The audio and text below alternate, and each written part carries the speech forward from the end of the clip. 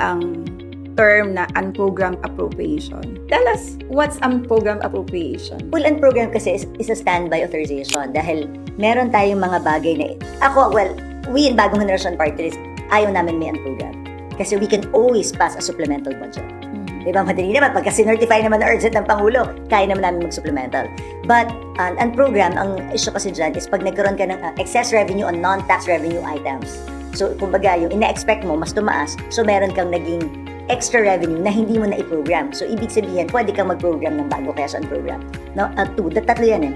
Second, meron tayong kunwari, may pinasa kaming batas ngayon. So, meron siyang gains for next year na hindi naman nasama sa... So, magiging unprogram siya kasi may papasok eh. Kung may pinasa kaming bagong batas ng January, we will expect income from that or revenue from that. Then, unprogram siya kasi hindi siya kasama dun sa pinapasa mong budget. Or foreign assisted loans. So, yun yung 3 sources of revenue ng unprogram. Kasi dumating siya within that year na hindi siya kasama ngayon sa GAA. Kaya siya naging unprogram. Pero sa amin, sa Bagong Henerasyon, mas gusto ko na pag pumasok yun, mag-supplemental budget na lang tayo. So, para ba siyang nagiging standby money? Yeah. But who determines kailan siya dapat i-spend?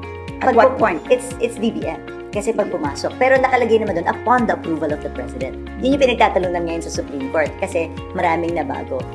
Nung pumasok yan, kasi ang isang tinatanong ko dyan, ang baba ng target nila sa non-tax revenue. Eh normally naman ang pumapasok 300 billion, 400 billion, pero lagi ang target namin nasa 200. Eh di ibig sabihin, lagi kami may excess revenue. Eh di lagi may unprogram. Diba? Nag-gets mo. So, yun yung mga, tapos, naka-lump sum lang ang unprogram.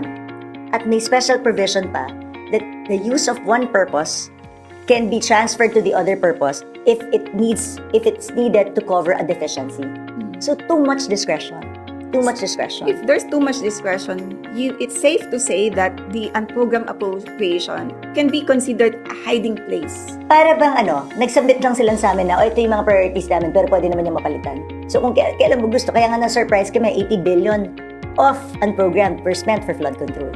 Wala naman yan dun sa initial na submitted sa amin sa House of Representatives.